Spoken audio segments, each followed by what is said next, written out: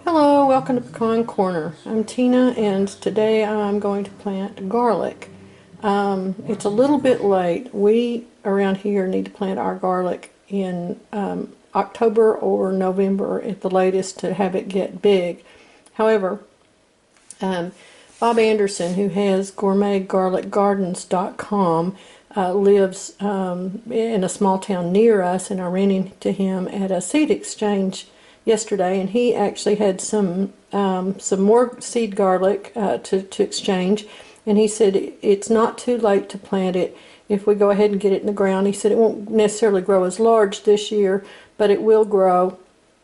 And so I was able to get some new starts from him. I'll take you out after a while when I go to show it to plant it. But he recommends soaking the cloves first overnight in water with a little baking soda in the water, and that loosens the skins. And then I'm going to dip it in some alcohol immediately before planting it, and that'll kill off any pathogens that might be in the skins, mites or viruses, and so it won't transfer into my ground. So that's the reason that we sanitize them like that. I've got some burgundy, which is a Creole type. That's these ones here, pretty purplish skins on the inside. And this Rose du Lautrec Creole is a fairly rare French version. In fact, in France, it's one of those. It's kind of like Bedelia's onions are here. It's protected, with the growers. It has to be grown in a certain region to be called this. And as you can see, it's got beautiful pink skins on it. And then Hallettsville is a kind of a local, or regional, I should say. This is down in southern central Texas, and this is an old variety from down there. And so I'm pretty happy because I've got some other varieties out there that I'll tell you about when I get outside. But I just wanted to show you what these look like while they're soaking. See you in a minute. Okay, now I'm fixing to plant the Rose du Lautrec. I have peeled the garlic and dipped it in alcohol just briefly, just a few minutes soak in alcohol, and that kills any pathogens. And I left a couple of the skins on so I could show you how easily it peels after that soaking.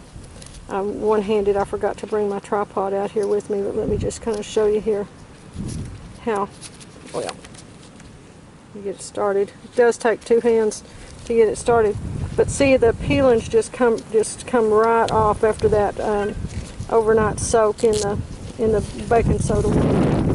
There we go. And to plant this, I've already got my other garlic planted. I planted it back in November. This is garlic that I use, seed garlic. I'm going to show you in a minute. It's actually not as tall as the garlic that I planted from the grocery store. Not Chinese garlic, but garlic that was grown in Spain or in the USA or in Mexico.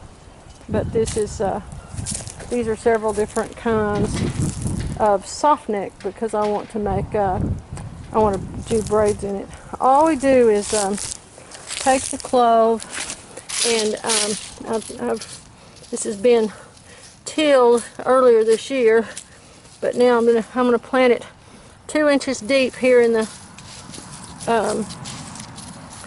south. Up north they say 3 inches deep, and that's it. And I'm just going to plant it about 4 inches apart in a grid along here. Let me show you. Whoops. I'll just lay them out. Put them. Now, if you're planting, I'm just planting small amounts.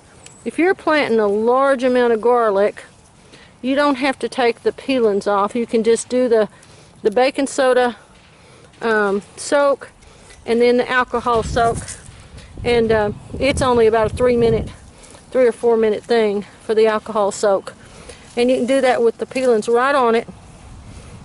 And that way, if you're planting, a half an acre of it, you don't have to worry about trying to peel every one. I'm putting it with the root side down, but again, if you're planting the whole field, the roots and the leaves, they'll figure out how to get upright.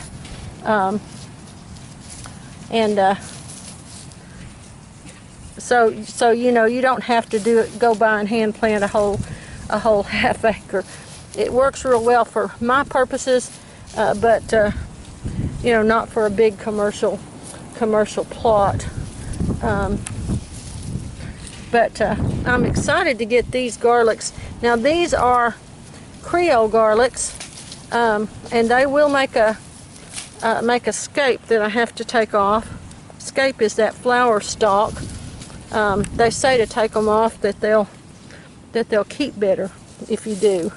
Whereas an onion, once the onion sends a bloom stalk up, you might as well eat that onion because it's not going to keep. Oops, there's one. Got the wrong spot. Okay. As you just saw, if you don't lay them out in advance, it's easy to forget where you've got some planted. So it's a good thing to do is to just lay them out there. All right, and so that's basically it. Just poke them right down in the ground.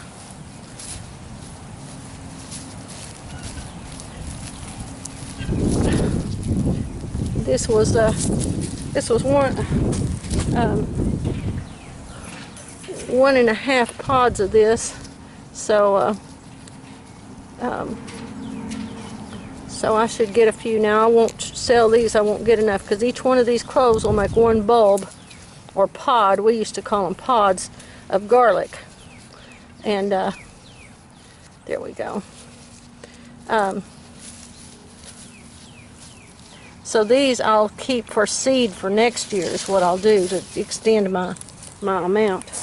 All right, so I've got them there, and I've got my little label stuck in the ground here. Let me find there we go. Find a spot where it'll go in. They say don't, Mr. Anderson said do not lose track of what's planted where, because he said once it's growing, you cannot tell the difference. So I'm being very careful to track where I've planted it all. Okay, be back in a second and I'll show you the other ones. This is my garlic from the grocery store. I planted my seed garlic, and I'd always heard not to plant garlic from the grocery store because it wouldn't grow. It had been irradiated or treated with something to prevent it sprouting. And most Chinese garlic is that way. But these, like I said, were from either grown in the USA, grown in Mexico, or grown in Spain. And as you can see, they're taller. They actually came up sooner than the seed garlic did.